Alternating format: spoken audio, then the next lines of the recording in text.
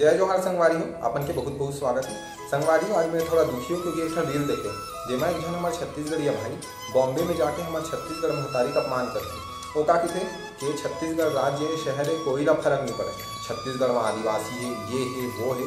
तो का संगवारी हो, आदिवासी होना का अपमान के विषय है, एक कोई सम्मान नहीं है। संगवारी हो, मूल निवासी संगवारी हो, हमारे मन पर गर्व की बात है और जाकर वहाँ अपमान करत है। तो आप मन क्लिप ला देख लो। नमस्कार, मेरा नाम मयंक है और मैं छत्तीसगढ़ का हूँ। छत्तीसगढ़ से आप लोगों ने?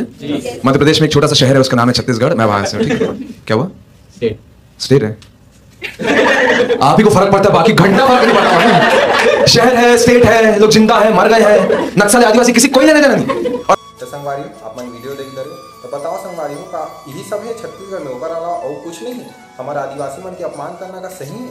तो संगवारी हो भाई मैं बताना चाहूँ कि हमारे छत्तीसगढ़ में का है। छत्तीसगढ़ में संगवारी पूरा भारत आजाद हुई है तब पहला स्टील प्लांट छत्तीसगढ़ में।